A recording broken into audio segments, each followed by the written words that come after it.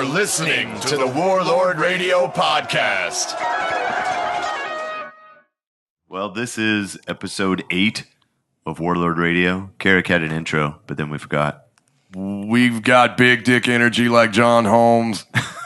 I don't think that's what it was, but close. Welcome to Warlord Radio with your hosts, Craig Meinhardt and myself, Carrek Coleman, and our super sweet producer, Jason of Jason's House USA. Today with us, we have friend, colleague, scene photographer, nature photographer, and cryptozoologist and amateur Bigfoot hunter, Courts Griner. Thanks, brother. How are you doing? I am good, and I'm glad y'all had me here. Absolutely. It's great to have you. We're very excited to have you here, man. Yeah. So not only are we excited to talk about some Sasquatch business, but you've done phenomenal work photography. Thank you. Can you give us just a quick overview of how long you've been doing it and what you've been up to recently? So I've been shooting, I guess, since the early 90s, or early. Well, I mean, I was shooting film like a long time ago, just for hell. Not for a job, and just for the heck of it. And what was your first real camera? First real camera was one and I don't have it anymore, but it was a Canon. It was given to me. It was one my mom used. It was a nice, good, solid metal camera, and went around and shot pictures around Wichita Falls, where I went to school at, and just kind of documented life and stuff like that with it. And then my first digital camera was a little Kodak Easy Share, and the ones that like beeped when you took a picture. No, they didn't do that. But maybe because I had the beep off, I don't know. But it was in 2002 that I got it, because I was still shooting the rave scene out in Wichita Falls. Oh, really? With a clunky little point and shoot snap camera. You know, like one of those little. The little disposable guys. Yeah, it's still at my mom's house when we were in storage. Yeah, it's cool. But so I got in 2002. I finally got basically a clunky. Basically, looked like the same thing. Back then, you still had an eyepiece, right? And you'd only check the back little screen to check your image. You're like, okay, cool. But I was shooting with that at our DJ scene when I was learning how to DJ, and this was even before I started to DJ. But yeah, so I was doing that, and then once I graduated, I got out of there and I got the first generation Canon Rebel, digital Rebel. Okay. The silver one. Yeah. And it's like 6.3 megapixel. Kind of like pretty top of the line for the time. Dude, it was $1,000 package. Yeah, I was about to say. And the package that I got, I saved some money and got the 18 to 55 millimeter lens. Did not get the telephoto, and I really wish I did, because my encounter would have been a lot different. Bigfoot encounter would have been a lot different if I had that lens. Right. Oh, fair enough. But that's what I've been doing. So I mean, from there, I kind of from getting experience as a lighting assistant and photo assistant down at a place in Dallas, auction company down in Dallas, and then after that, we were getting ready to get married. So I didn't want to. I kind of went into business for myself after that. It kind of took off from there. Nice. And music's always been an important thing, whether it's like rave music, DJs. You shoot everybody. I shoot, most of everything. I don't like to be one of those people like, I shoot it all, but I mean, I have my focus, because that's why you get good. You know? And live music's always been a good part of my life, even though I'm not live. I don't play per se, but it's an important thing for a town. And I like the community. Yeah. And seeing these people, like I've taken photos of people that like this is my first time ever playing in front of a crowd for open mic, and then now they're putting out their LP or their album. It's great to see that grow, and be a part of that. Yeah.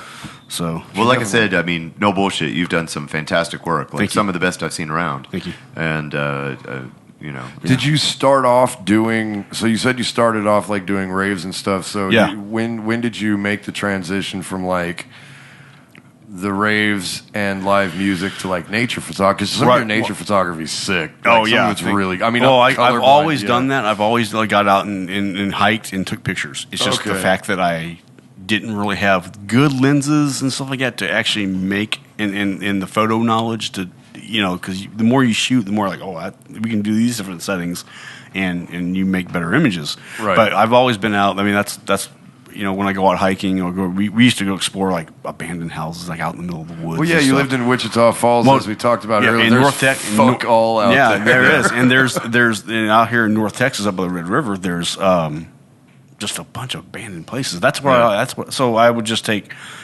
but so I've always done that. Yeah. But going back, that's a really good question because, like, people still recommend me, like, hey, man, this is EDM festival and Courts is like the best dude to get. And I'm like, I'm sure maybe I am, but after 2007, the scene, at least here in Dallas, started really changing. Talking about like the EDM scene? The fact that it became it was underground electronic music, and then it started to become like after hours EDM, and then everyone dresses like I don't know, like I've fucking electric ballerinas and shit. I'm into that. Yeah, I love spectacle. I love spectacle. I'm not down in it. It just started becoming, and then the music started changing a little bit, and that's why like.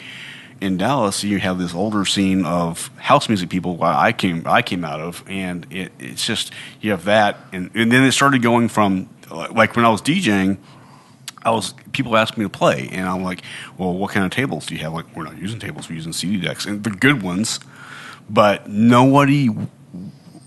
I'm not gonna. I have no fucking idea how DJing works. Yeah, but it's like there was this transition period, so the culture is changing, and the technical part of it was changing. Like nobody was. I mean, I wasn't getting any shows because we don't have decks. I'm like, I guess I can bring mine, but mine are not the good ones. Yeah. But it's just it's hard to just lug all that stuff around just to play a 1 hour set.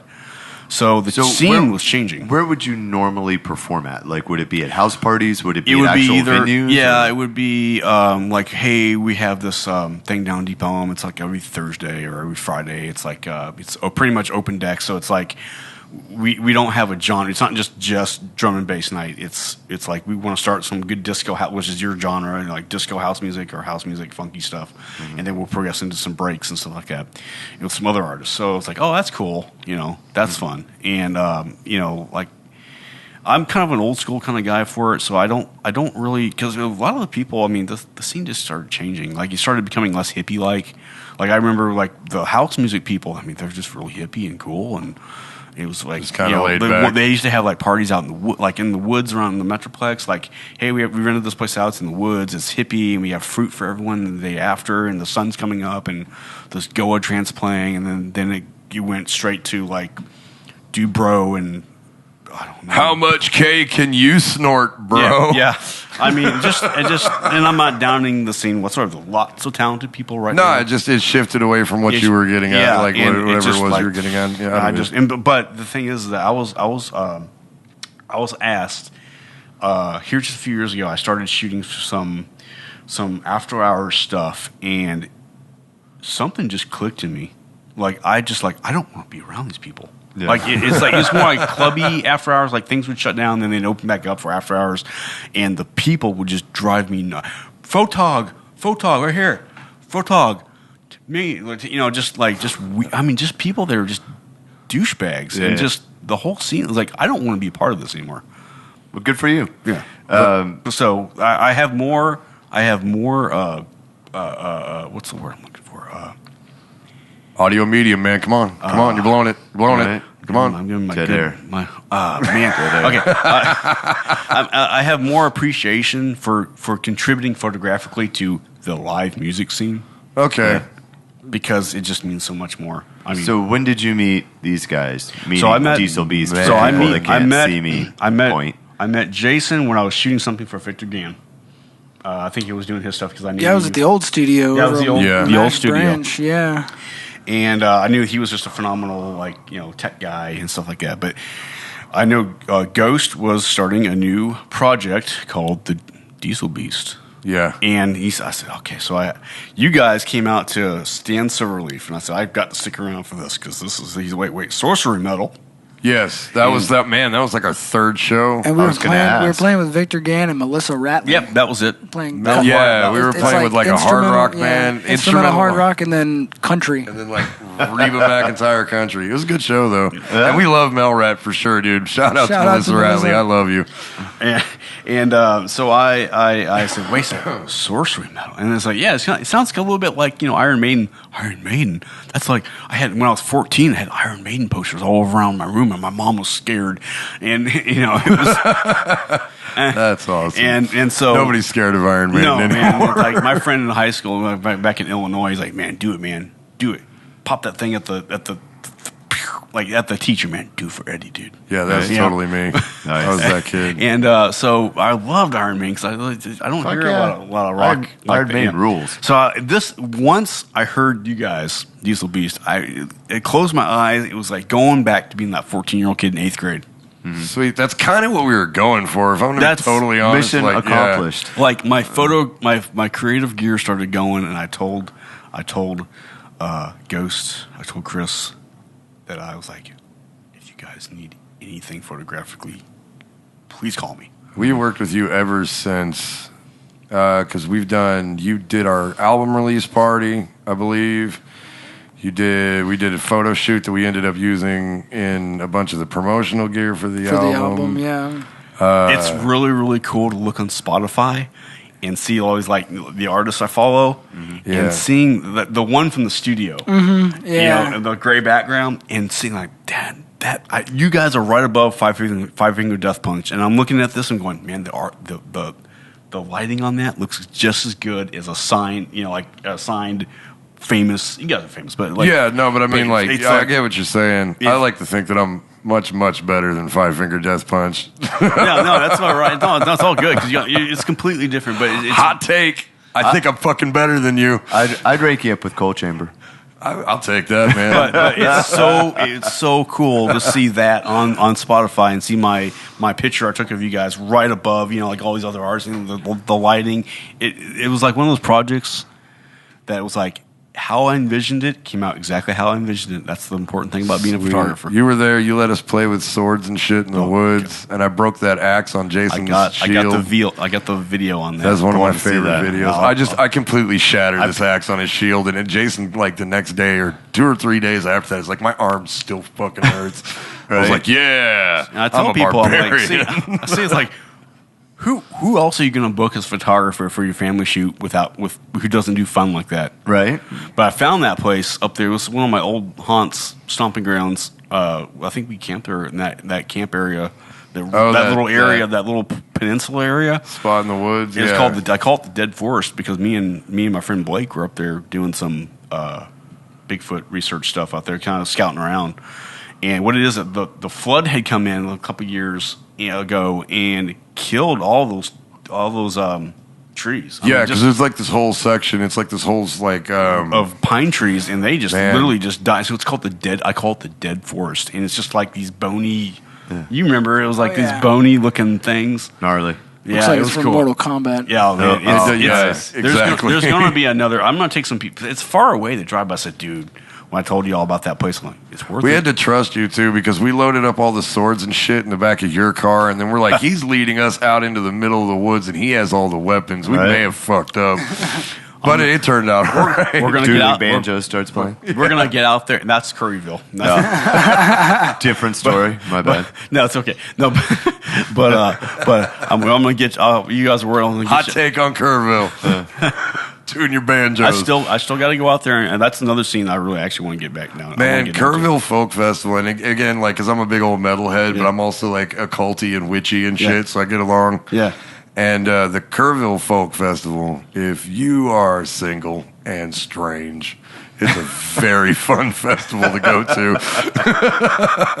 I recommend it highly. Yeah, so I'm actually really being that location up there in Lake Texoma is kind of far, but I really want to take some people up there for some personal projects, just like some cool dresses and stuff like that. There was one series of photos you did, and I recognized the spot because it's the same spot we did the photo shoot in, but it was of like a ballerina or something. No, it was out there in Lake Ray Roberts where I did that. Oh, because that was a little series. I want to do more. I'm going to expand on that series called Dancers in the Woods, and those two girls are they're sisters, they're twins. Okay. And that's when they were 15. It's a gorgeous photo. Oh, shoot, dude, man. that one gets me. That one gets me so many people. And where'd you take that picture of? And I'm like, well, because the tone is like really dark, but the girls themselves, like the subject matter, they're like real delicate and graceful. So it's just a really they're cool super balance. talented. They're with the New York Ballet. Oh, wow. They are now like 19, 20, 21. No, they're like 20, 22 now, and they're on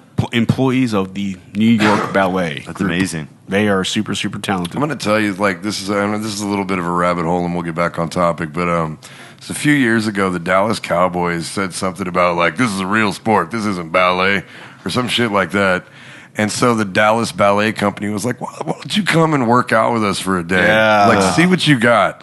And, like, half the Cowboys dropped off and were, like, puking and could not. They're fucking hanged. These people are in such, like, tip-top physical condition. It's insane. It's insane. And it's very brutal. It is. So, you got to stand on wooden fucking blocks for, like, 10 minutes and pretend you're a goddamn duck. All right. I'd love to see, like, fucking Dak Shepard do that shit. Does he still play football? I don't know jack shit about football. I don't follow sports ball. I'd much rather take a shot in the face in a mosh pit. For sure. Yeah. Yeah. Yeah, because I did a burlesque show with a girl who was a ballerina, and she did a kick, and I caught one of those fucking wooden blocks, like, right up under my chin. And it was my fault. I was in the wrong place. I was playing this Frankenstein monster. That girl kicked me stupid for a minute. Like, my eyes crossed, and I was just like, I have no idea where I am. You got clocked right on. I got clocked at a burlesque show. I've gotten clocked at a couple of burlesque shows. That's awesome. That's like another lifestyle choice I recommend you make. Burlesque shows are just, they're fun. Lemmy Adams here in town. Yeah. She has me out every now and then for her shows. I think I've worked with her. I worked mostly, that was back Beth, in the day. With, Beth, yeah.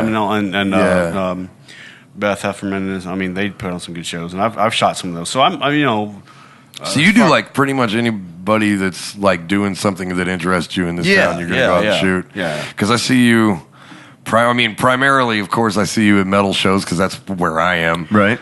Well, here's the thing, though. Like rock music. I mean, I love all my singer-songwriter people, but it's great to get pictures of them. But it's like sometimes when you're shooting that subject, it after like the third song, it's like they haven't moved. No, right? It's a dude with a guitar on a stool. And it's cool, and they're all talented, and I love them to death. But the thing about that, I would dispute that. Yeah. I'll save you. I'll throw myself on that grenade and be the dick. Yeah, be the dick. Just not a fan. Yeah, really not. Yeah, I mean, I'm kind of a fan of all the things. Well, the metalheads and I mean, like, but we're happy you're doing what you're doing, but like, we have no fucking clubs to play at because everybody can just watch you play on a stool. Yeah. So it makes us a little mad. And we're kind of aggro anyway. We are a little bit aggro anyway. I own that. Yeah. I'm just saying. So what I like about he's like, before you hot take too hard on all these people I'm working with. No worries. What I love about taking pictures of bands like you guys and other bands is that I don't know what to expect, and I like that. I like the challenge because I don't know, dude, this guy's gonna come out and he's gonna have spikes coming out of his back or something, dude. It is true. Like the look will change from time. Like you'll wear like Craig here will wear a wizard robe and has this fucking gnarly ass spear. Yeah, I do all kinds of weird shit. There's a band. The Urukai. There's a band that I took pictures of at Andy's bar, and they were called FTW. Have you heard about those guys? Man, I want to say I have. And I think never Erica was telling me about. Yeah, them. they played with Erica, and I took this guy was so metal that I thought he had fucking horns are going to come out of his head mid set. This guy was so cool. He had big, long, bushy hair. Like if you took your hair, I mean, it was just like, and he had this like leather pants, and I mean, it was one of the best show photos. And I'll try to find it for you and show it to you sometimes. It's still on my computer. I don't know where those pictures went. They're in my hard drive of hard drives, but from that show. But it's from Erica's show. Yeah. And they played right before them. Yeah, I think I was at that show. Okay. And these guys these guys were so freaking metal. It was ridiculous. And that was like, I really like shooting metal Put shows. on this crazy shit. Have you shot crop dust yet? No. Okay, maybe. We've talked about. Do they wear the white looking suits? They put on these little white suits? No. This is the guy with the pig. No. Okay. Are you talking about the white spacesuits? Yes. That's Oberon. Okay. Again, And that is 7 episodes we've Yeah. mentioned Oberon on every episode. Yeah, we are 8 for 8 with Consistent. Oberon. We're running strong, batting 1,000. Awesome. They're actually playing tomorrow at Abbey Underground. Okay. Yeah, Oh, you should yeah. check that. That's Yeah. going to be a good show. It is. But what I like about that scene, musically, visually, is that I don't know what to expect. Right. Yeah, I think that's kind of what And we're I trying like to that. do in metal is just kind of we're trying to push the envelope. We're trying to put on a show. Because I see there's a guy in Dallas named Joseph De Leon, and he lives in Deep Ellum. He pretty much does what I do, except in the Deep Ellum community. Yeah, He's always down there, all these bars and stuff like that, and he's shooting all these shows at what do you guys play? Reno's? And Play Reno's. He's down there, Woods and I guess he gets his press pass to go shoot stuff. I mean, but God, man, some of the bands that he shoots down there are just like that's what makes it fun. yeah. When you get this like lead guitar dude with a spear in his freaking hand, like you, Craig, and like the sword and stuff, it's like you're not gonna. I mean, just not gonna get that with other genres. Right. Right. Yeah. It's true. I mean, fun. there are cool bands out there, but yeah, I definitely think that like good metal bands, we're definitely trying to put on a show. Because I mean, there's a lot of bands that are fantastic, but they'll stand there and fucking play sweeps for 45 minutes, and I'm like, that's impressive and shit, but like, show me where's the Satan? Give me some devil, man. Right. Yeah. Nice. So the to circle back is, when we were talking to you like 2 weeks ago outside of the Diesel Beast show that you were going to be shooting, that we were playing an acoustic set. Yeah. That was a fun show. Yeah, With Yeah. Ghosts last set. You got That some was such a amazing good shots. crowd, yeah. Dude, thank you. I got more. I'll send you. But Yeah, I'd love to see him. Yeah, but yeah. so was talking to you outside about the podcast and getting you on, Right. just based purely on your photographic work. Right. And then we started bullshitting, and we found out, or Carrek knew, but I didn't know I've that. talked to you about it that before. you're Right. amateur cryptozoologist, Right. and it was like, oh, we got to talk about that. Right. So let's dig in. Let's dig in. Yeah, Time to so go I guess my deep down the rabbit hole. First question is what got you interested in Okay. cryptozoology in the first place? It's actually funny because that you asked that, and You knew I was going to ask that. What the fuck else was I going to ask? That's the next. Go ahead. I'll take another question. Carrek over there in NBC. Not Craig. If you were a tree, what kind of tree would you be? No, it's actually funny. When I was in 4th grade, we had a book. What was it? Those book, not book show, but book fair. Book fairs. Oh yeah. Book fairs, and I was like, you have to buy 2 books, and I was like, oh, okay, Reading.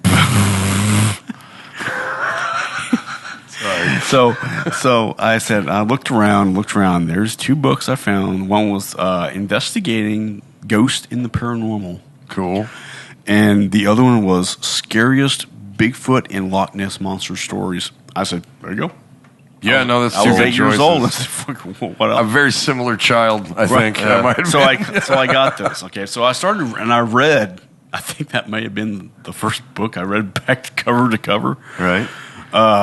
So, in the time, the subject matter, because mostly all these stories you're talking about, they're like some of the more classic ones you've heard probably from all the time on TV and stuff like that, like the trappers in Oregon or that area, Washington State. So a lot of those stories came out of that area. There was no stories in there that came out of this region, Oh, yeah? or Ohio, or the Deep South, or all these other hot spots. Well, we talked about this just a little bit. Right.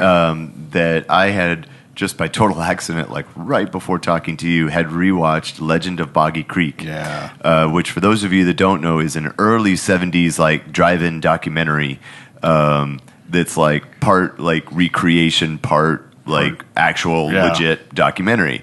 And What's it called? It's an actual. There's an actual. I think it's an actual movie. Legend of Boggy Creek. I haven't seen it all the way through, guys. Yeah. But maybe it's okay. But so it's kind of like half cheesy, but also like half very compelling. Yeah. And it takes place in Fouke, Arkansas. Fouke, Arkansas. Yeah, and they interview a lot of locals and then recreate scenes and stuff like that. Yeah. But one of the things that was pretty cool about it is they recorded what they said was a real recording of the voice of the Bigfoot Sasquatch screaming in the night, and they play it.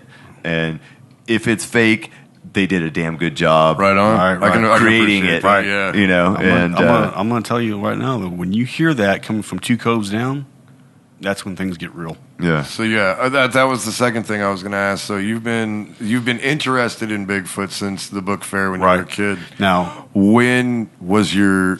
Because you told me you've actually had like a couple of experiences. Because you go deep in the woods. I not by myself. Like, around regionally, Right. yeah, but Yeah. But But I mean, you're going to the parts where the park rangers are like, "Stay the fuck out of there." I don't go where people go to.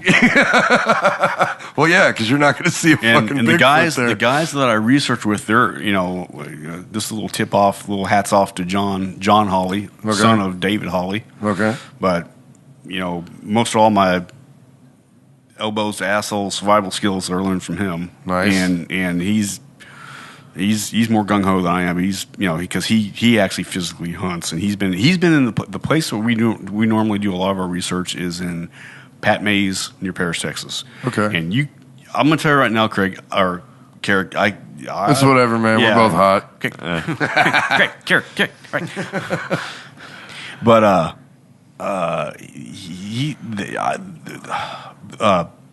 John goes into areas at Pat Mays Lake that you would not catch me by myself. I will not go as much as I've experienced out there at Pat Mays Lake. Yeah.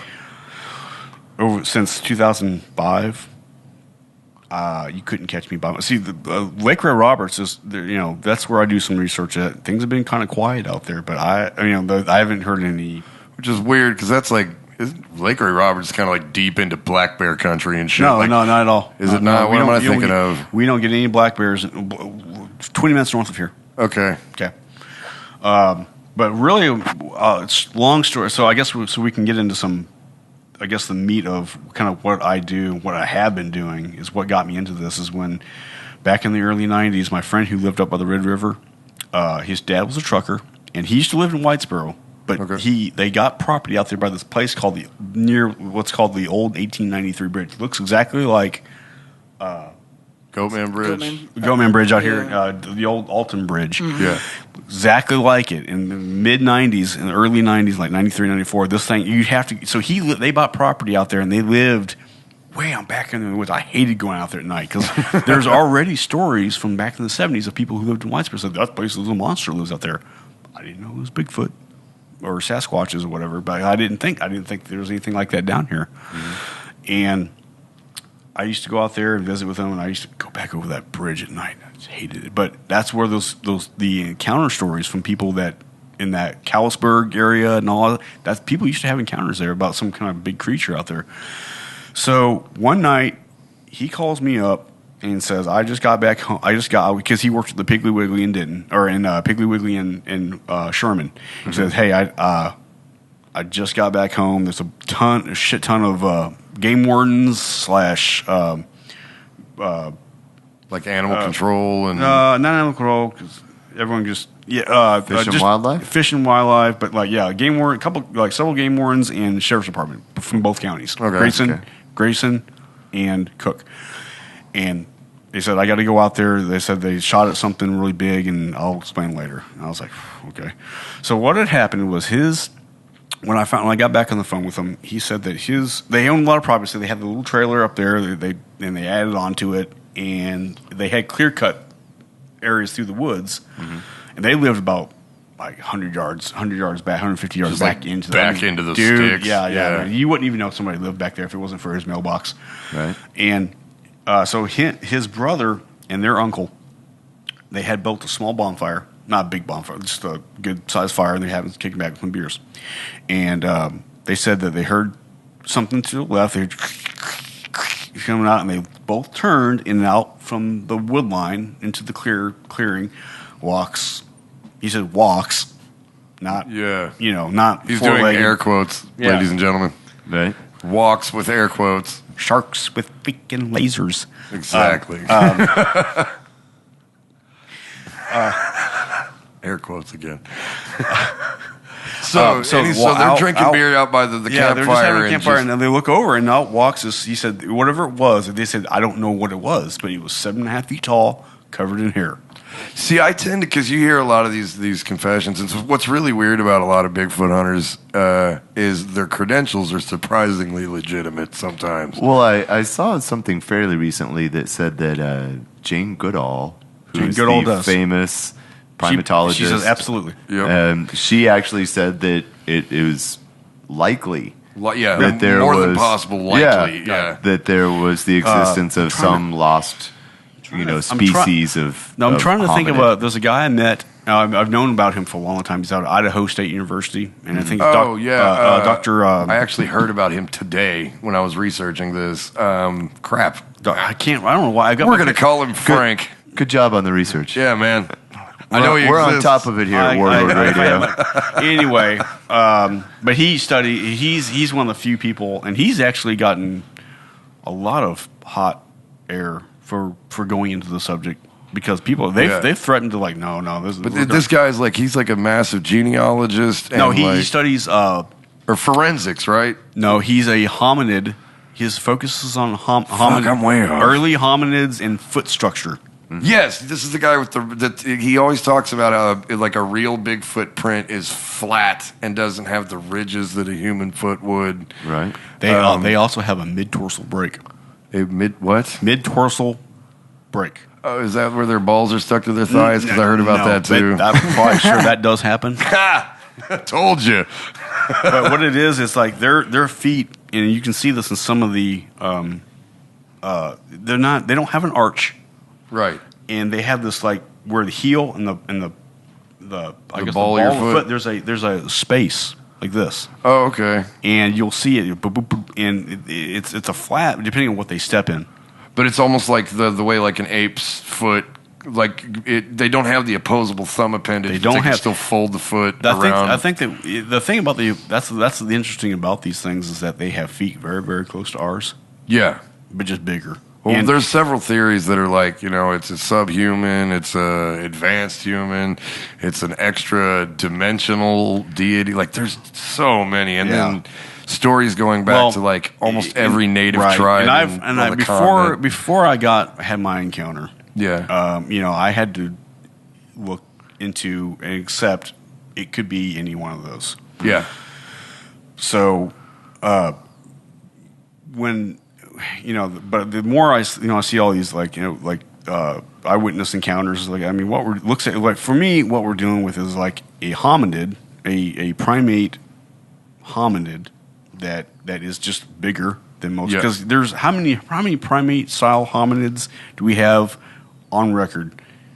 I have no idea. There's 16 of them. They're so far, then they don't have complete skeletons, but these two lived at the same time when we were living, and these two all the way up to the Homo sapiens and then the Neanderthals, right. And some of them actually lived at the same time. They straight up proved that there were mating, there were mates between Neanderthals and Homo sapiens, right? Yeah. Now and that's how we got Motley Crue. But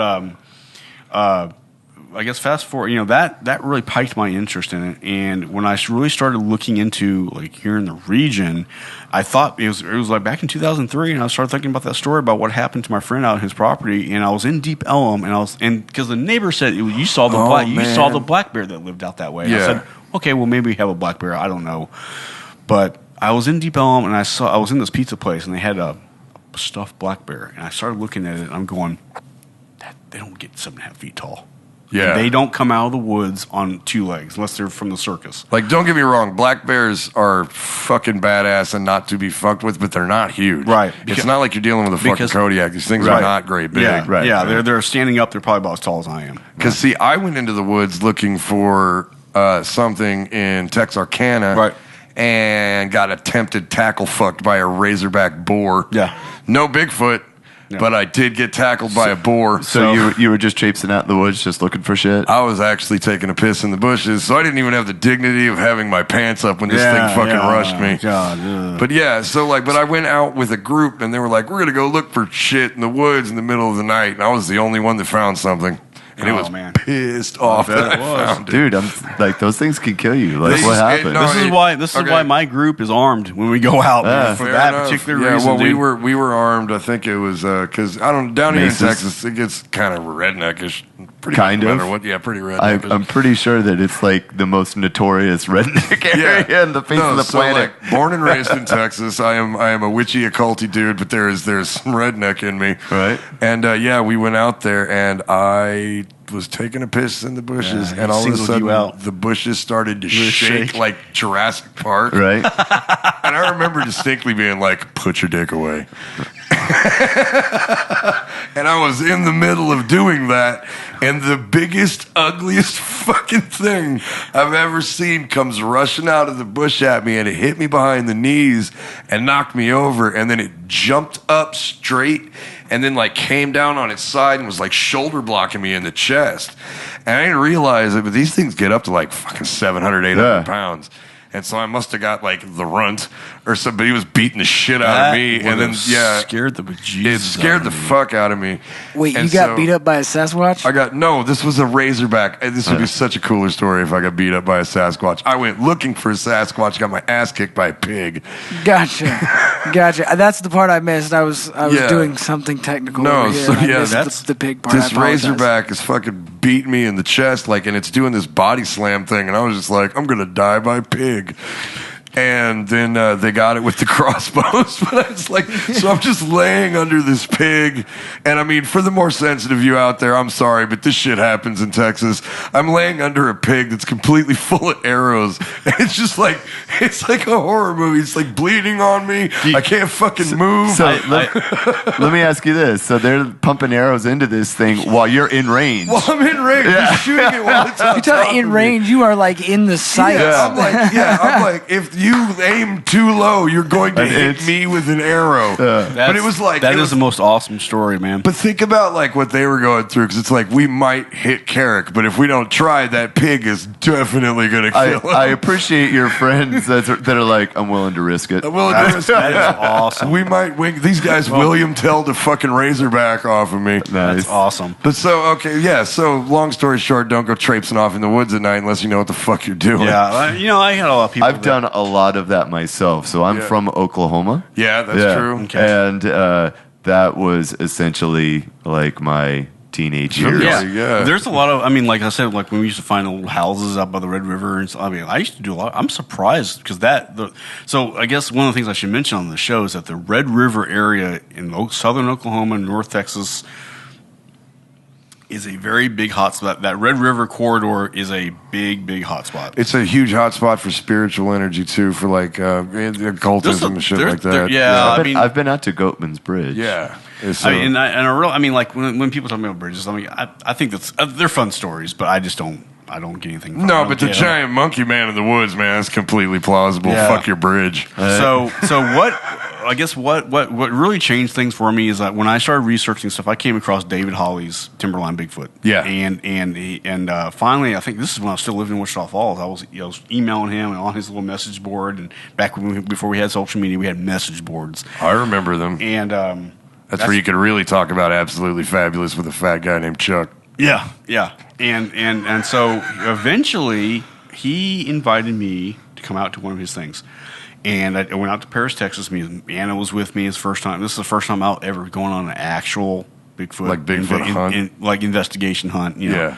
And it did kind of change me because we went to some areas where I heard and saw stuff done to trees. Like it wasn't just the tree died. This is like we're talking about like a 10-inch round tree, cedar, that has been bent over and then it's been twisted with the grain. No shit. Like that. And I wish my hard drive didn't die because I would have showed you these pictures. But I do, when we find these things, this is what stuff I take pictures of. Mm-hmm. But they build these structures like and put trees over like this. It is bizarre, dude. Like a tree fort or something. Yeah, like that. and it's what it is. It's a blind. Then they'll take something else and put it. And then when you deconstruct these things, it's like this is a blind and there's a game trail right there. This is an ambush point. Mm-hmm. And he kind of explained. He took me under his wing, kind of explained the stuff to me and stuff. So. Shortly after, I guess I'm trying to I try to narrow my experience down so we can. Sure. Yeah. Don't worry about it. Yeah, but I'm like after learning a lot of cool stuff, is shortly, like a couple months after that was in September, and then I think October, November is when I had my encounter, and that was up by my parents' property. And what year was that? 2005. 2005. All right. So that might be a good break for us to take a break, and then we can come back and we can get into the details of your first encounter and others after that. That was mine. And I have a really interesting question I'm going to write down because I don't want to forget it, but when we get back, we'll cover it. Okay. Yeah. So I think we're going to do... I think we're going to start off with Madness. And Madness. Then we'll hit a Silver Tongue song at the end of the show. That is my favorite Diesel B song so far. Awesome. Well, glad you like it. Well, here you go. Take a listen. It's Madness. We'll be right back with Courts Griner.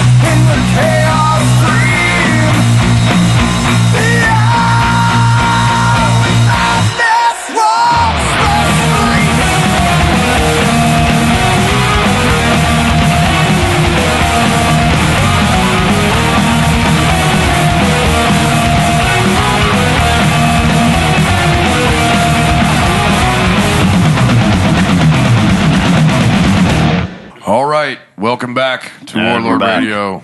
All right, so we are now back to Courts' first experience. Yes. With whatever it may be. We'll let you take it away. Okay.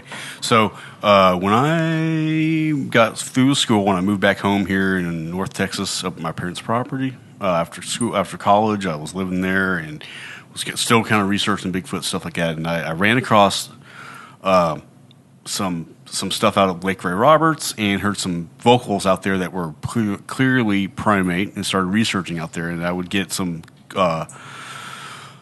consulting from David Hawley out there at the Timberline Bigfoot. This is before I was going out with his thing. Mm-hmm. And so one day I came back one morning from out of Dallas, and I woke up early, and I went out to we had 11 acres of woods at this place, and we were on 11 acres, but part of it was woods, and it connected to the woods to the neighbor's house. And so was back there, and what they do is they knock on trees. I've heard that. Yeah, loud too. And so I would hear that all the time out there at Lake Ray Roberts, and it was in areas that I know people are not out there, and it's interesting. It's like in repetitions. And like I say, I want to stress to the listeners, like, Courts goes back into places where other people are like, don't fucking go back there. Yeah, well, I mean, it's like, I don't want to scare people. It's nice. It's wildlife and a nice area, but I have to tell people that before I know that I'm hearing construction going on a half a mile away, and right. They're knocking in the woods, or a woodpecker. I'm as a researcher. You knock on a tree, and then like across the cove, way in the remote area, you get this back at you, or you'll get some kind of vocal back at you. And that's what research is. Right. It's like deciphering. You can't just go in the woods and think everything in the woods is Bigfoot. No, a big part of being a researcher, I would imagine, is being very skeptical of the information you're receiving. You really, really have to be. Otherwise, it's not legitimate, and Bigfoot's everywhere. You know what I mean? Yeah, exactly. So, long story short, I started hearing that back in my woods, and then we had this little patch of clump of cedar trees in the back of our property, right within the woods. There was a big clearing. I just knocked something over. Oh, you broke the podcast, Courts. You're off. No. You're off. Now we're going to talk about the Loch Ness Monster. Just being like, get the fuck out of here, boy. Look. You sons of bitches. I'm a 9-foot tall dinosaur. I've got no time for your bullshit. That's what I think the Loch Ness Monster sounds like. Fuck off, you. So we had this little area, something had crossed the fence line. And it was like you could hear it shifting its weight, and you hear some branches breaking. And I was like, I don't want any part of that. So I grabbed, I was back there taking some pictures of the wood, because I just never had gone back there in years. Because we have the horse pasture, and then the woods. So I was like, I'm not going to mess with that. So I went back to the house, and that night, something like I was talking. This is back when I was still just dating my now wife, and I could hear walking out my front yard, because we had leaves and stuff. Shh. And I would turn the computer, because my room was right there by the front porch, and I kept turning it down, and I was like, what? Something's out there, Mm-hmm. And it started kind of freaking me out, because this is uncomfortable. I cannot sleep right now. This is really weird, and it would always go on when I turned the music back up. I turned the music down here. Not cool. I mean, when you live out in the country, all I'm imagining is Bigfoot outside your window, just like, take off your shirt, bro. Just shuffling his feet outside the window. So I'm a bird. So here's what I did. I turned down my computer, the music, whatever, and we had this like little space in my window, like where the if you raise the blinds up like that, you could. So I put my ear to the wall and listened outside out on the front porch. You could hear it, and then I look, and I'm looking through this. It's blackout, and then the only light is from the neighbors that are like a quarter mile ahead of me. The Mr. and Mrs. Lynch, they have their those big lights. You're from the country. Shout out to Mr. and Mrs. Lynch. Shout out to Mr. and Mrs. Lynch. They have those big poles with the light on them, like the big floodlights. Yeah, then they light up properties and stuff like that. So you can see there, and you can see the silhouette of my fence line, the trees in our yard and stuff like that. And I look, and I'm like, there's a pair of red eyes looking back at me through the window. Oh shit! And it's not high up, but the thing is it goes up and comes back down, goes up, comes back down. Like and it's looking at you, and like it was, studying. and it's doing this. Like just kind of moving its head back and forth and like this. And so I was like, okay. So I started getting my shoes on because I was like, I even had... Yeah, I'd be thoroughly freaked the fuck out. Yeah, it was like spooky. It was Bigfoot or not, whatever the fuck that is. Because I've seen deer, I've seen coyotes, but they don't have red eyes. Right. Yeah. And they don't sit there Unless they're really high. Yeah. And if they are, we'll not judge them and ask. But Coyotes got the best weed. You know that. Oh. I'm just saying. Just a bunch of wasteland woodland So I started getting my creatures. shoes on, and I'm looking out this this little, looking underneath my desk through that. So I'm out into the see if I see it again or whatever. Mm-hmm. So as I'm getting on my shoes, and as what I see through the little gap, is walking along my fence line is 8 foot tall, no neck, just all shoulders, and just walking like. No shit. And then one goes by, and then another one goes by. No shit. So there's multiple. Oh yeah, and this is the first half of it.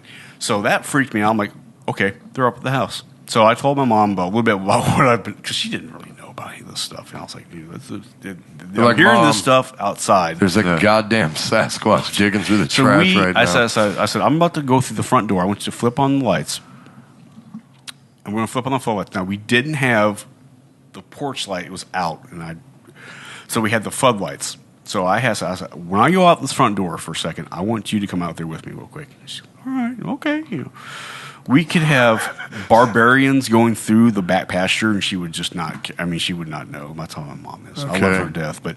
So you were like, I'm going to put you between me and the Bigfoot. So we went out. I opened the door. I was real scared. Mom, go check it out. Yeah. So I opened up the door, and we're standing out there, and you could hear this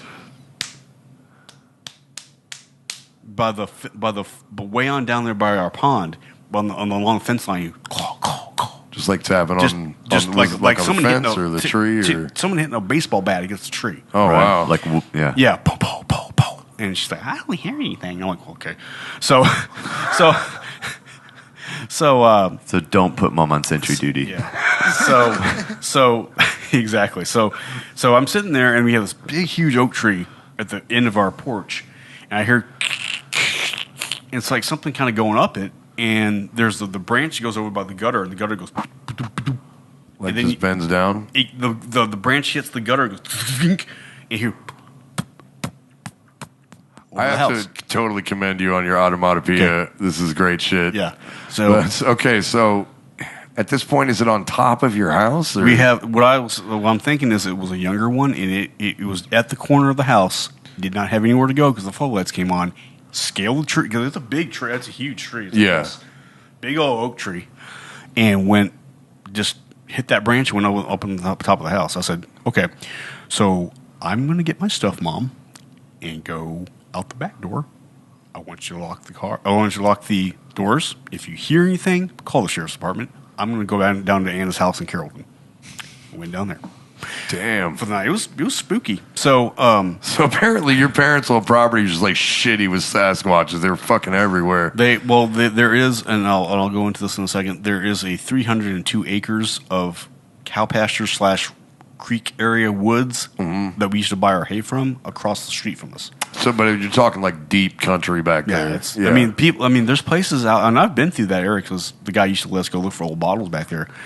But when I explain to people that out in these areas, when you get outside of Denton, there's areas of woods and creek systems and a maze of this that people put fences up, and they've never even all ever over been there. Texas. I feel like people that aren't from Texas or this area underestimate just how fucking huge this state even is. Just the North Texas area. Yeah, it's a what it is. And look at it on Google. It's a maze of creek systems, and it all filters in tributaries into major rivers and up through the. So what had happened was when I came back, I grabbed my camera, which I don't have a telephoto lens. Too bad. Yeah, that would have been handy. I had an 18 to 55 millimeter lens, which is basically just a freaking wide angle lens, and walked around my. I didn't want to go back in the woods, so I walked my fence line, and saw the donkey and the 3 cows that were there, my neighbors, and they all got up and just walked single file out of there. They've never done that before. I'm like, where are you guys going? So I had binoculars with me, and I looked way across the back because the Nixons that live. That's their property that wraps. Shout out to the Nixons. Shout out to Nixons, all right. Not the band, but the neighbors. And theirs kind of wraps around our property, so it kind of goes in an L shape like that. Mm-hmm. So they have their house is way up over there by the road. This is the back end of their property, and I'm looking through the binoculars. I noticed something dark auburn red, that auburn color, rust color, way on down there past a little pond in the lightly wooded area. And I said, that's strange. That cow's not going anywhere.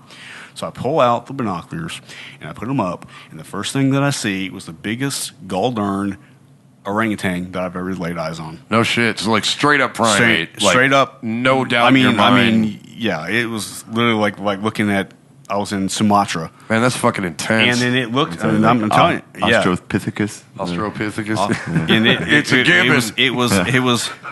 It was on all fours, and it looked up. I could tell. Well, see, there was about 250, 300 yards between where I'm standing by my fence line. I wasn't really by the fence line. I was about 10 yards from it, but looking through binoculars, he could see me. He just couldn't see what I was doing. Mm-hmm. So he was in his comfort zone. So it looked, and then what it did was the weird thing about this is that it went and kind of leaned like this, and it got behind not a green cedar tree, it got behind the rust color cedar tree. So like it knew what color it was, and then kind of hid. It went for that one. That's wild. And it would lean out. There's a lot of legends though that say these things are the Bigfoots and the because they're all over the country. There's legends from going back to like countless Native American tribes in Montezuma, mm-hmm. like all the way down into Central America of these ape-like beings. And what they've always said is these are not like monsters. They're like some of them are very highly intelligent. They are very, very, very intelligent, and that was one of the things that I noticed about. I didn't realize it until after the encounter, but what it did, it would lean out, right, and look at me lean, and then it would start doing this, like rocking back and forth that chimps do when they get upset. And then it had its hands between its legs like this, and it just rose up, like on two legs, and just started doing that walk like this, mm-hmm. with swinging its arms. You could see the hair. Like, I'm watching this through binoculars and going, wow. You're like, this thing matches. And it was another weird thing is it matches the description. And it was a sunny day, too, man, because you could see the sunlight glistening off its muscle structure and everything like that. Dude, it was a beautiful animal.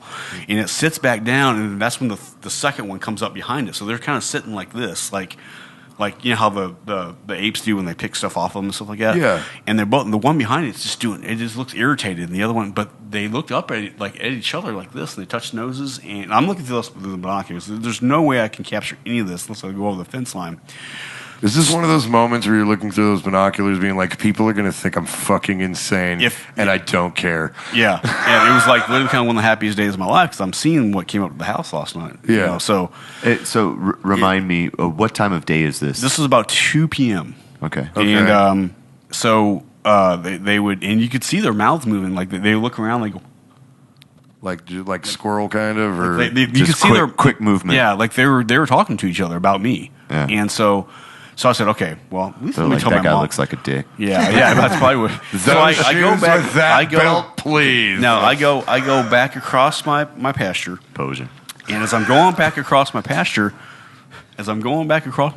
I see something big in my woods, and it's on all fours. It's a charcoal color.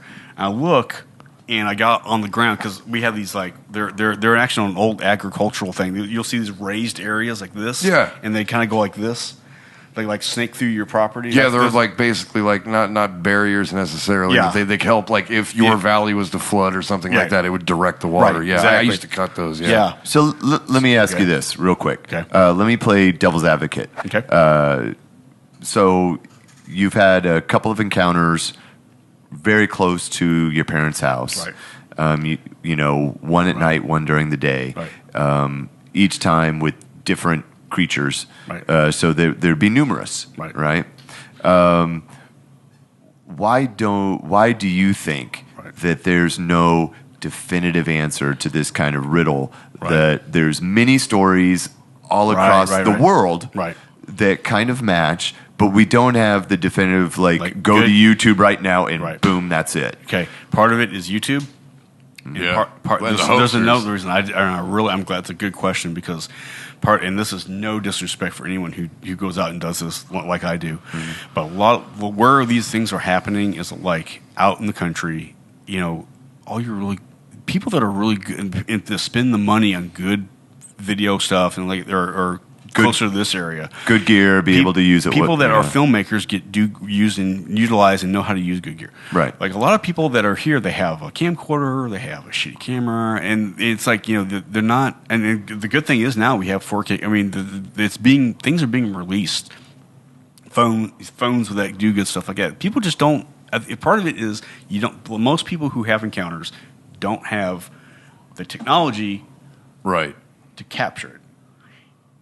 It takes them by surprise. They're scared. One, if you ever have a Bigfoot encounter, it is by far freaking scary. I would imagine.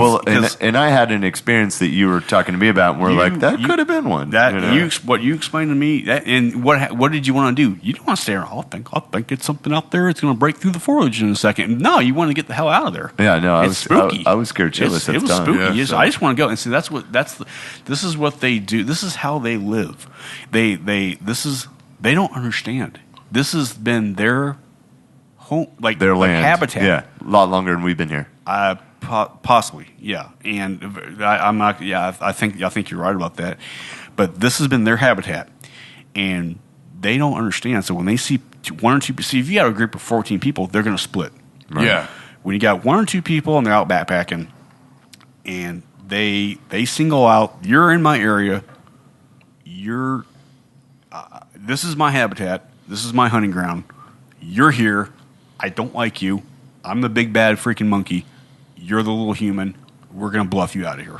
Right. And it works all the time. So could you, though, just theoretically, they've got like wild boar hunts where they use like helicopters and they'll flush out animals and high-powered rifles with scopes and all that kind of stuff. Just theoretically, what would be the reason that wouldn't work to kill or capture one? Right. My group is a pro kill group, so if we have the shot, we will take it. Huh. Okay. I didn't know you were so down with murdering Sasquatch. That's cool. One shot, one kill, buddy. I'm fucking with you. Proof. I'm just gonna say this: when you have an angry encounter with one of them. Because a lot of people are like, well, they're the protectors of the forest. Hey, man, we killed a boar. I mean, if it's fucking coming after me, I say it dies. That's okay. It's coming right for us. That's why I'm not one of the special weapons people of the group. I am the field videographer, field photographer of a group. Sure. I have 4 or 5 people who are all armed to make sure that I can do my job. Mm-hmm. Now, going back to what you said, most people don't understand their behavior. Most people don't understand enough about them to actually go there. I'm going to tell you a really, really scary story about up here in the Red River. Please. I'll make it a quick one. But I don't care if you're going into detail. It relates to your question. Okay. And DDoS does a show, Bigfoot Dogman Research Project on YouTube. Okay. And I'll get into what the whole Dogman thing is in a second. But the area by Thackerville, just north of Red River, I know exactly where Thackerville is. For those who don't know, this little strip of it doesn't look like much, but that whole area is a creepy area. There is weird. I will say this: I've never done any exploring in Thackerville, but just going through Thackerville. When you go out to those really remote towns out in West Texas, deep into Jesus country, and it feels weird out there. Okay, this place, Thackerville's this place is called Brown Springs. Yes. Okay. Yeah, it's fucking creepy out there. There's paranormal stuff going on there, but that whole place has got a myth lore of what's called the what is it called? Well, it translates to long wicked people. Okay. Now, DDoS is a researcher he lives in Gainesville now, but he's from Oklahoma. He's a great guy, and I found his thing by accident, and he focuses on that area, but that region, that strip of Red River, because some of the scariest stories come out of that area. Yeah, and the Bigfoots around this area just seem to be very moody. It's fucking hot. I think that's what I think.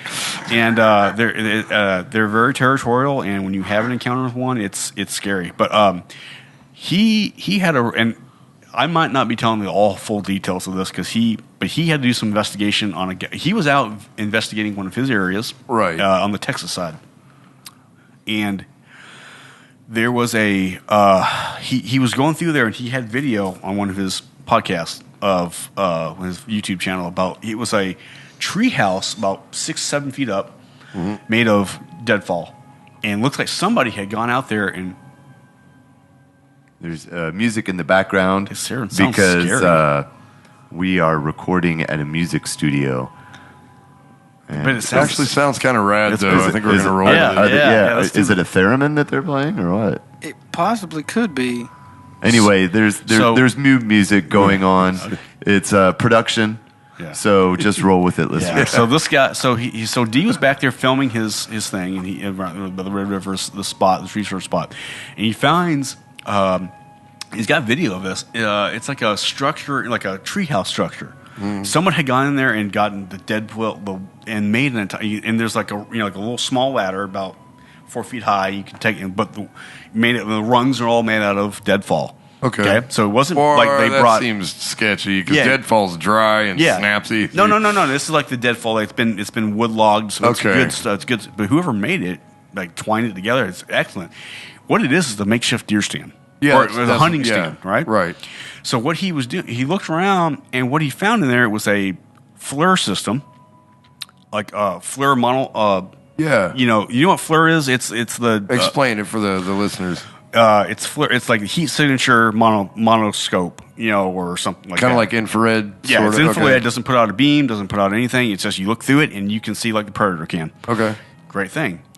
There's a small blanket there. There's a box of shells. There are no casings on the ground from shells being shot. And this thing costs like $6,000. And it's just left there. The bottom rung on that ladder is broken. Huh. So he says, obviously. Like, who the fuck left, honestly, like, where my human mind goes is like, who the fuck left this expensive ass piece of equipment out here? Because it looked like no one's been here for a while. Yeah. And here you have 308 large caliber. That's decent caliber. 308 308 box of decent caliber. That's a pretty big fucking bullet, man. Yeah. 308. No casings on the ground, so apparently he didn't get a shot off. Yeah. His expensive. It's been here for, you can tell, for a while. So he finds this and he's like, oh, what the hell?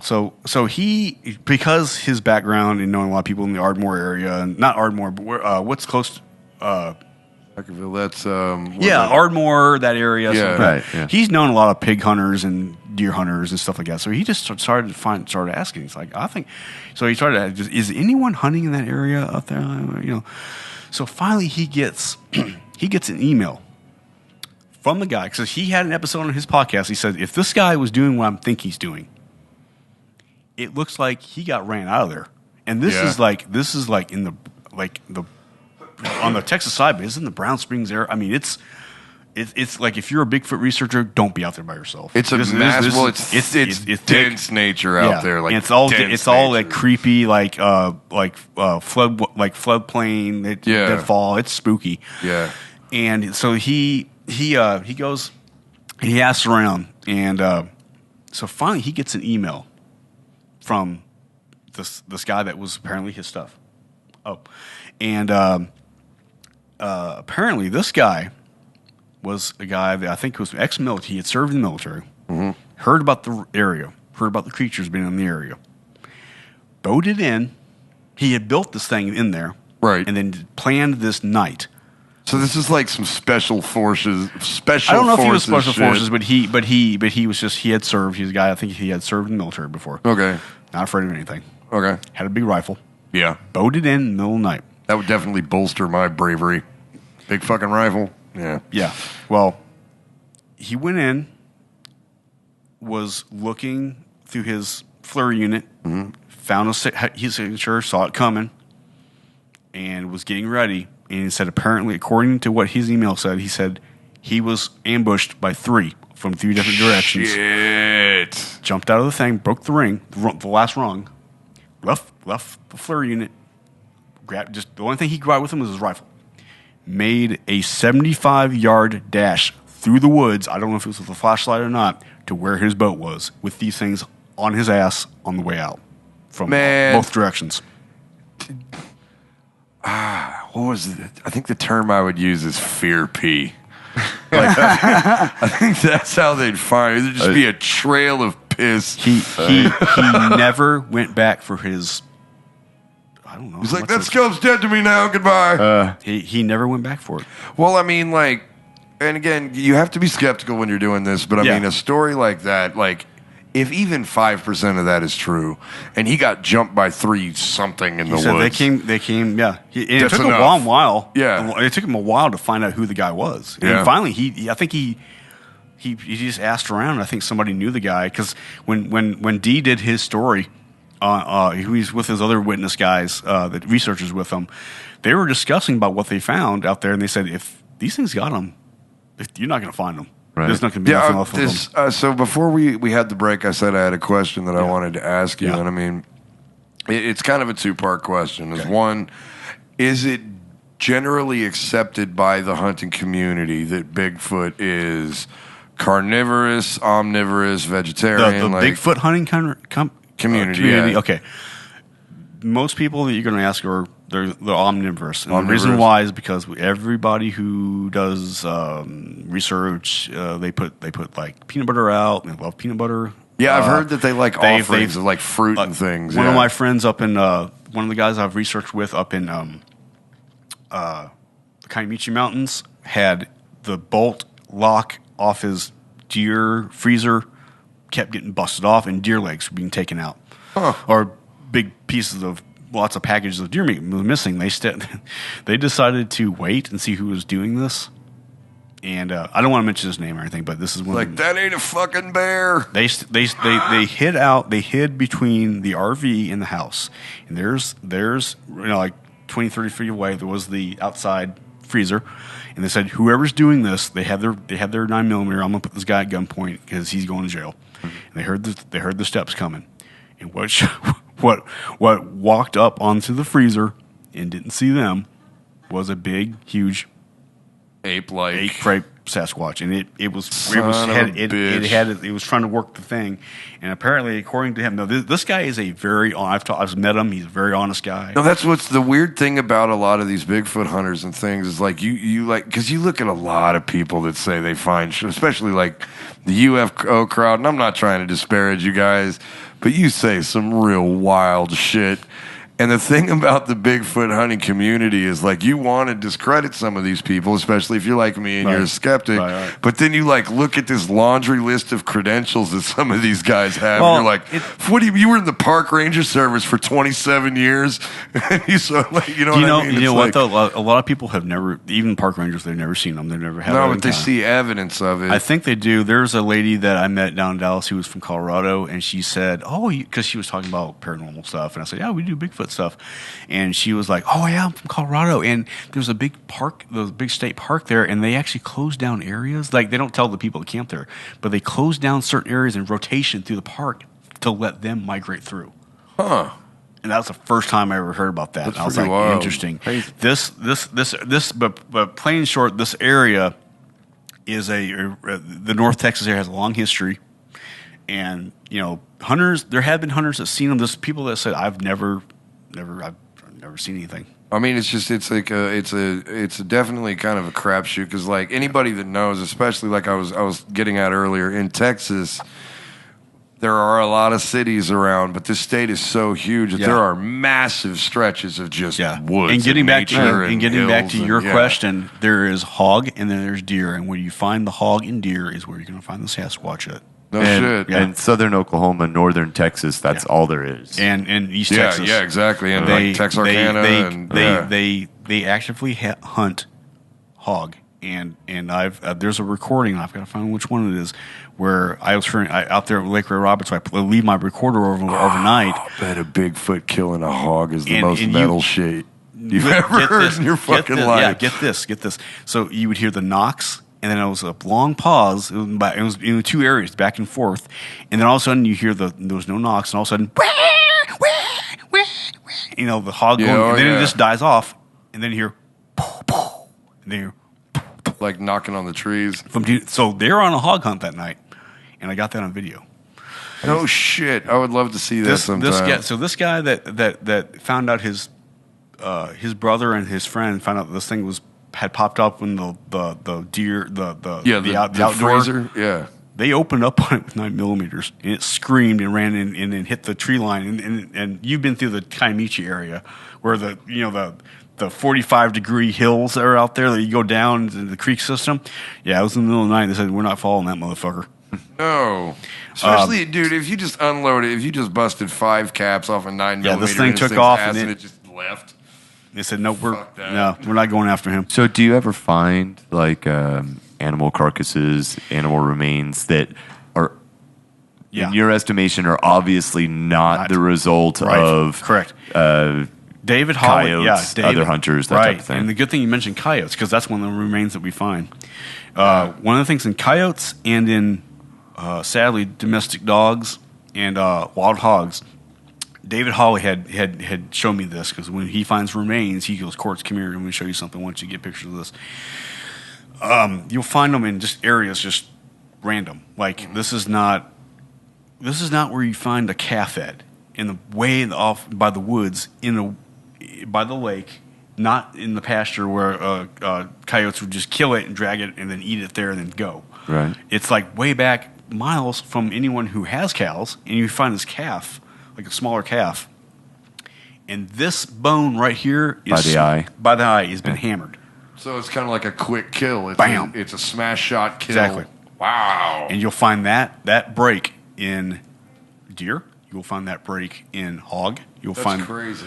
Yeah. And because that's the equivalent of like cavemen killing something like that with a club. Because I mean, if you see a bear attack on a goat or a deer or something like that, it's not gonna break your orbital. When it goes for like an elk, like bears go for elk, and they'll have to wrestle it. Yeah, and they rip the flank. They rip the entire flank open. Right. You know what I mean? Yeah. So we find those. Now, there are hunters, and a couple of guys have got some good pictures of this. We find deer, and there's a hole busted into it this big.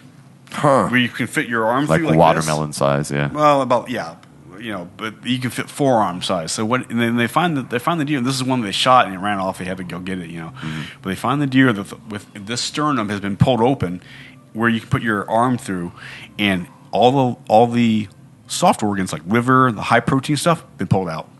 Gone. No shit. Yep. The guy that had the stuff happen with the freezer, he has this interesting story where he was out with his dog and going along the little clear cut trail, and the story is called The Knockers and the Catchers, and he heard because he had a bunch of really creepy stuff happen around his house, but he heard these deer coming, just bounding through the woods. He heard pow pow pow, knocking on the trees, and then here come these 2 or 3 deer. And so he grabbed his dog. And he's like, "No, we're just hunting little rabbits between 2. We're not gonna, right. Hold on to it because I don't want the dog taken off us." So he holds on to his little dog, and there's a fence line right here, but like 20, 30 yards through the woods. And I said, that's where they're heading to that fence line. He's like, "I've heard that knock before." And so here these things come through the tree, and then the last one it's heading toward the tree, the fence line through the woods.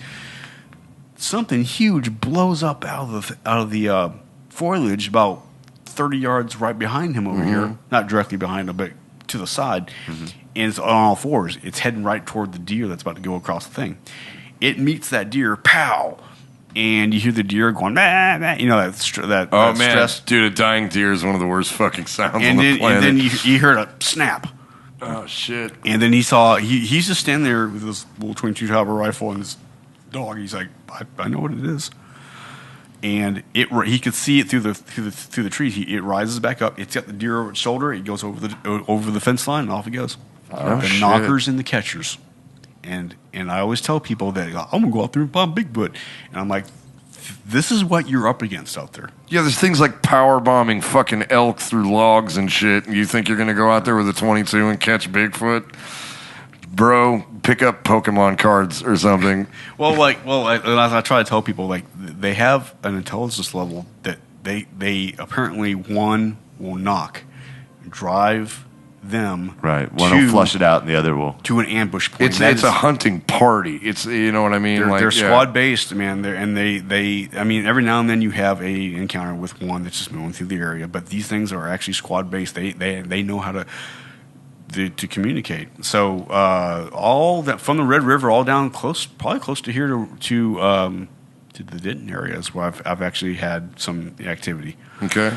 And Lake Ray Roberts has been quiet for a little while, but they some of the stuff that I think my friend has got when me and Blake had our encounter. I'll say it wasn't a visual encounter, but it was a close enough encounter. But they do this vocal. It's a low frequency huff. Yeah. It goes, and you'll just feel it in your chest. It's really weird. And they'll do that back and forth. That's wild because I mean they even have, and this is one of the stranger things that I've heard. But I mean some of the old tribes and even some modern day hunters claim that some of these creatures are actually so sophisticated that they have like a somewhat psychic link to you, to where, and it's not like they're talking to you in your mind like Professor X, but it's like they're letting their presence known through, like mentally. That you fucked up and you're in the wrong territory. I really think that here's where I'm going to go with that just real quick. Okay. I don't buy it. You don't buy it? No. Okay. I think that they have a low frequency, something that you pick up on that makes you weirded out. Okay. Because for some reason when they're around, I don't know what it is, but your body feel it. You feel it, and your body reacts really weird. Yeah. They definitely hit the brown note. The brown nut just make you shit your brown, pants you want to immediately. shit. Like, I got to get the fuck out of here. You joke, but if this thing fucking came up out of the woods like that pig did for me, again, just fear pee. yeah. It's like John Hawley's always told me his rules when I go out with him. When John hears this, and I know he's going to listen to it. Rule number 1: if I say run. Yeah, that's fair. I'm not questioning at that moment. What's my motivation? Yeah, and if I pass you, run faster. Yeah, you only got to be faster than the slowest person. You don't got to be faster than Bigfoot, man. just faster than the other guy. So but it's push him down. Sorry, buddy. So one of the things that people have to understand about these creatures is that they're kind of nomadic. So what they do is they move around according to the resources. Right. And in Pat Mays, if this table is Pat Mays, this is where we're based at. Okay, so we're on the south side, and they will migrate. And what'll happen? We got to remember we're on audio, so the listeners can't hear. I know. So that's fine. So over here, south side, Pat Mays, like here's where all the hog and deer are right now. Okay. We've used up all the resources. Move on to the next tourist East side of Pat Mays Lake. They'll be there for 6 months. Hunting comes around. All the hunters are here doing their duck hunting and whatever deer and stuff like that. So we will move west side of Pat Mays Lake. They will work in rotation, and by 6 months or like the next 8 months later, back to where they started, because the area will repopulate. Yeah, the resources with hog and stuff like that. It's actually it's completely genius. Now it's a theory of ours because we can't prove it. But it makes sense. I mean, if you look towards like again, and I always, because Sasquatch to me is so tied in with Native American folklore and culture. Right. Because I mean, they've got everything from the skinwalkers to the actual Sasquatch to everything, and they always, when you look at the way those tribes lived, a lot of them were nomadic. So it was like, especially when you get talking about like Ghost Nation, who didn't even really belong to a tribe, they were nomads. Right.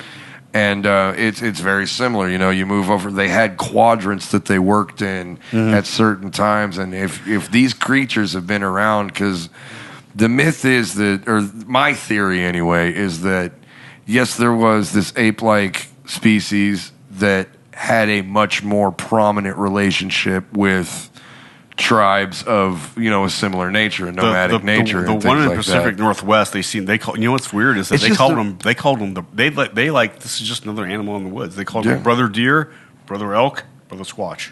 Mm-hmm. But the ones down here, not the Choctaw, not the Cherokees because they came here later on, but the Choctaw, Chickasaw. Yeah. The names that they would have for these things translated to monster. Yeah. So apparently the ones in Texas are just ornery as fuck. they're cranky. Now I'm gonna tell you the 3 different types. That leads me to the 3 different types that we know of. All right, this is perfect. We got about 5 minutes left. Like break down the 3 different type of most accepted. Species. The three main types are the ones that you hear about from the Pacific Northwest. They look a little bit kind of. They still have that primate kind of weird look to them, but they're kind of big and they look very much more human like. Those are the ones with the notorious smell, right? They all have the smell. Oh, they all have the smell. Okay. The theory is that it's a gland, just like gorillas have. They emanate it. I've smelt it. It's just a natural musk. It's a natural defensive like take. Yeah. Huh. So those are the ones that look like more humanish looking. They have a primate feature, but they look more human looking. They seem to be a little bit more docile. That's Northwest. Yeah, but I think we got those down here also. Okay. But then they have these ones in the southern states. Is there a name for those? There's probably like 1,000 names for them. Because the ones up there, that region, Pacific Northwest, it just depends on what tribe. I got you. They all have names for them. And they're all different. Right on. The ones down here seem to look more like what I saw. Look like chimpanzees. Okay. They look like just chimps, but they're up. They just bipedal bipedal, but they bipedal. have the ability to walk along like on all fours, and they do move very well on all fours. And then they have these ones from the southern Oklahoma region all the way up to the Kiamichi Mountains that are what we call the dog man. Okay. And what I showed you a picture of, that illustration. Mm-hmm. That's pretty close. I don't know if I ever showed you it. I did not see it. No. But it was. I'll show you later. It was like an ape. It looks like with a partial like wolf type features. And that's what DDoS. Fuck yeah! Are you serious? I'm gonna show. Yeah, and it's very prominent for some reason in the Thackerville area, all southern Oklahoma, and David Hall. Do they play sweet guitar riffs? Because No, that sounds man. like the most badass creature when I've I ever show you seen. this is what I have. That picture, that the illustration that someone did, it's just a composite of eyewitness. But DDoS is the guy that focuses on eyewitnesses, and David Hawley, the guy who got me into this. In researching, he's one who has had an encounter twice with one of these things, and they all kind of look kind of different, but they have these like muzzle, snout, and their ears a little bit more high. They look like a freaking dog. They look like the American werewolf. So just and they are the ones. Wild. That's fucking metal as fuck. These are the ones that what David Hawley says when you have an encounter, run. Don't. These are not your friends. These are not the forest friends. These angry things, motherfuckers. These things are the ones. Metal. Dude, these are the things that the people, the Native Americans said you are on the menu. So if you have an encounter with thing, get out. So that's what I was wondering when I asked the earlier question about like what their eating habits are. Is like when you're talking about any predator in the wild is going to view you as food. You're pink and you're soft. I don't think that most of them really view us as food. I think they view us as competition. Or like defense, defense against us. Maybe but I think that you are, I can't prove it because there's nobody been seen that has been taken by one. Right. But, I think it's more of a competition thing. We're big. This is our area. And it's but possible. It was kind of like the proto-human meeting up with Homo sapiens. It was just like... Well, we don't really know until we actually have one on the table. So let me ask you, just at least as far as the people you know, the circles that you run in, is there, at least within that chatter, like stories of people that have definitely been killed by one of these? There's chatter. I heard about... It's the whole... I heard about the story. Right. There's a story out of... this guy whose granddad, it was 1897, and I don't know. Yeah, but nothing where it's like this thing was definitely killed by a big we saw Bob's arms get ripped off. Exactly. All I know is this, and this is what I tell people. People are like, why would you want to ever carry a gun? And they're the forest protectors, and they're first off, because there's a lot more shit to run into out there than Bigfoot. Exactly. Now, like wild hogs that also killed Carrek. Right, exactly. And what I try to tell people is that I've had these things chuck rocks at us from out of nowhere, from branches at us. Just let out that huge roar that clearly says, "Don't come near me." So you have to look at that kind of behavior and say that is not your forest friend. They're not. But it's also not predatory behavior because predators don't let you know that they're there until they're on your ass. Well, here's something I just want to mention real quick. when I've gone this, me and Blake, when we had ours, it was them. Every time that we looked this way at the movement that was going on and the primate huffing that was going on there, they would move. And when we would turn around to look out that way, they would move. And it's the same thing. That's the story that happened to me. And then you were telling me about it, and you're like, well, that very well could have been. They split up, and what they're doing, that's predatory behavior. They're putting you in checkmate.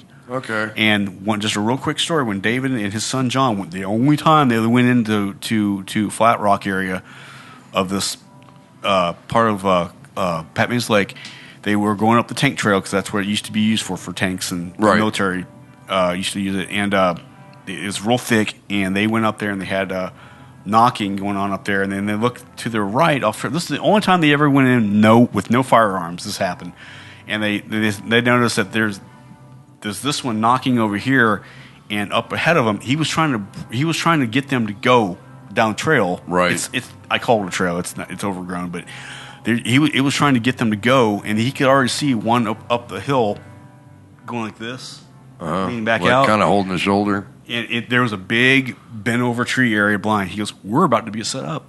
So what do? They go downhill into the freezing water and take the flood water waist deep and just go out. So essentially, in their minds, they were like, "This thing is they're trying to draw us out with a wounded one, and then jump us." Basically, the one on the right, clever girl. The one on the right in the foliage was trying to bluff John and David to go. Oh, that looks dangerous. I need to go this way down the trail. But they saw that dude up ahead of trail. Oh, wow. So that was them trying to bluff them to go that way so they can put them in checkpoint. That's wild. What have they eaten them? Like, what do they want? Do they want to kill them and eat them?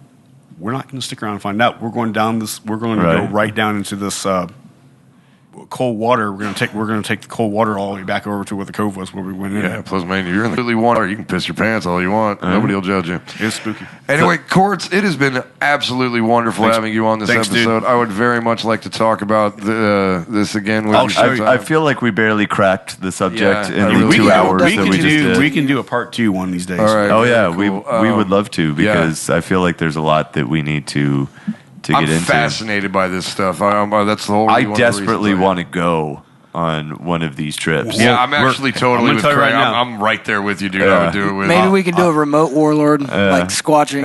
I don't care. Like, I just want to go. We are going to make this happen, and I'm going to hold you to. I'm going to take. There's no holding me to it. Yeah, you're going to have to hold me back. You're like, not yet. Honestly, there's a lot of people that I said I don't think I keep. They want to do it, but I'm like, dude, I don't want to take you in the woods because I don't feel comfortable. But you guys, I think you guys would really like it. Man, we're going to make this happen. Very cool.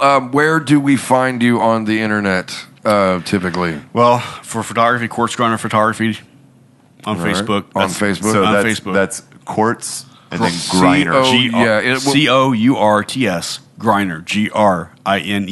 And that is your real sweet ass name. Yes. We're going to post a link on the site for it. But and then do you go under a different pseudonym if somebody is trying to say contact you for crazy for Bigfoot stuff? No, I just tell people just get a hold of me. Just get a hold of me on Facebook. Well, you heard it here. Courts Griner, great photographer, family photographer, multi-hyphenate. Yeah. Man of rock and roll photographer. Man of many hats. Yes. And a great dude. Yeah, great dude. So we had a great talk. Thank you so much for coming out, man. Dude. Thank you. All right. This has been Carrek Coleman and Craig Meinhardt and allegedly Jason Rochester, allegedly, for a Warlord Radio podcast. Listen for the swords.